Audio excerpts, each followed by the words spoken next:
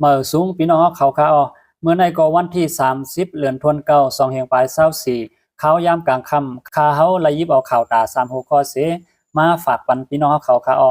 หัวข้อข่าวที่1เงินไทยปลอมไว้1เฮงอำนั้น 1,000 วัตต์จอดเพมาคืนตีตาขี้เล็กหัวข้อข่าวที่2จุ่มลูกพื้นและซึกมันเป็นปางตึกกันภายซ่านเวียงปางร้องหาวแฮงไฟไหม้เฮือนกวนเมือง5หลัง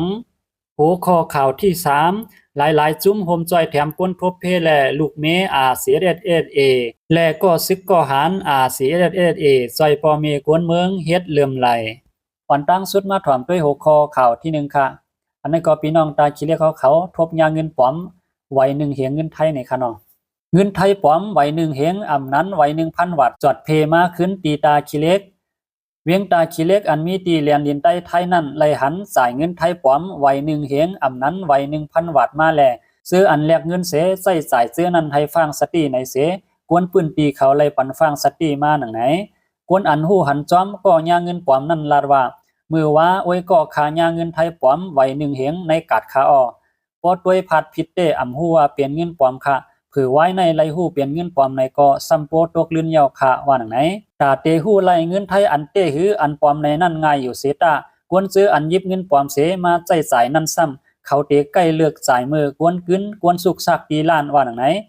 เจ้าล้านขายตั้งขายก็1ลัดตีสื่อข่าวตาเล็กนิวว่าตาหู้ไล่เงินเตหือเงินปลอมในเตยิบด้วยก็หู้ลีอยู่ค่ะกวยกาพวกแม่นควางกวนกึ้นกวนสุกซักในล้านไหนใกล้ยาขาอ้อจ่ายิบเงินปลอมเขาก็เตเลือกมาจ่ายมือกวนสุกซักนั่นขาเย้าว่าหนังไหนมันนางปันตั้งหันถึงแทงว่าสังอำหมอเสียบเพว่าเงินไทยอันเตหืออันปลอมในจึงกว่าซื้อกำซึมตีเมสายเสมาเสียดด้วยไลว่าเงินอันนั้นเป็นอันเตหืออันปลอมไลอยู่ว่าหนังไหนกูปัวขาซื้อซ้อมรถตัดก็ไลเมื่อเหลียวเตซ้อมร้านขายเครื่องเตรียมก็มีขายอยู่1เหลี่ยมเตตกอยู่เงินไทย100 บาทอ้อสังเอากำสิ้นนั่นขีดเหนือเงินจึงโปเปลี่ยนเงินปลอมเตออกมา4ขอนโปอ่ำออก4ขอนนั่นเตเปลี่ยนเงินเตอว่าหนังไหนพอขาในก็โปเอากำซึมนั้นมาขีดด้วยโปเปลี่ยน4ขอนในเตเป็นเงินปลอมในค่ะเนาะเพราะว่าเอากำซึมขีดด้วยแลอ่ำออก4ขอนเตเป็นเงินเตในเขา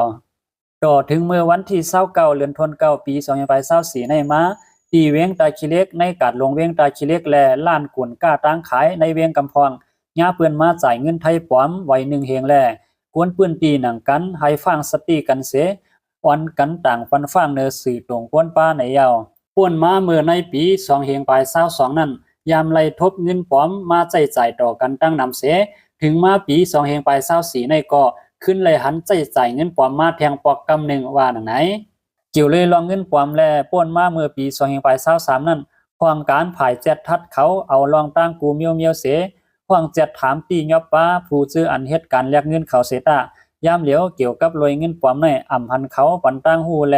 ลายแกดเขมันว่าหนังไหนเวียงตาขี้เล็กอันเป็นเหรียญลินใต้ไทยในเตใส่จ่ายเงินไทยเหลือเสียเงินมัน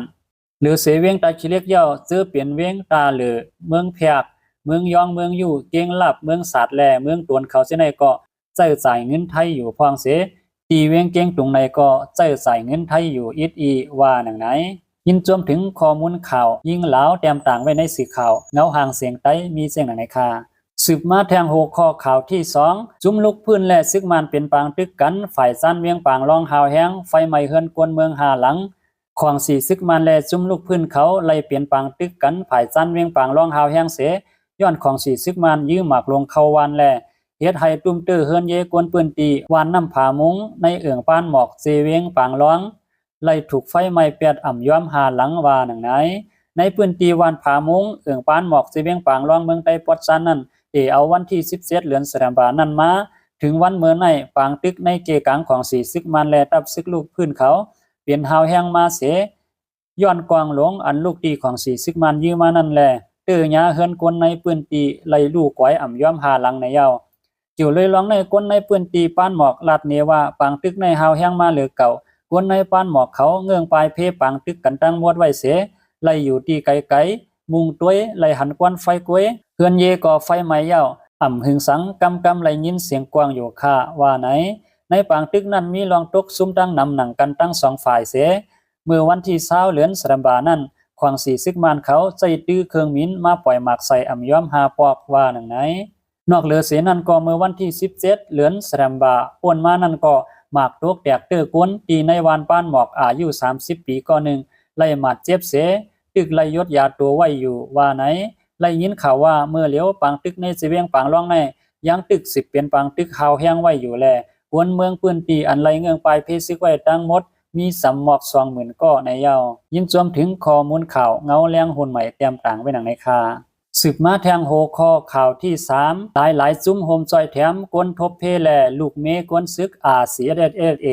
เมื่อในวันที่27เดือนธันวาคม2524เดือน10รอง10ค่ำปีไต้2-1ปากปลาย18นี้อยู่ที่ซุ้มแม่ตาสาพร้อมโฮมซอยแถมกวนทบเพในเมืองไต้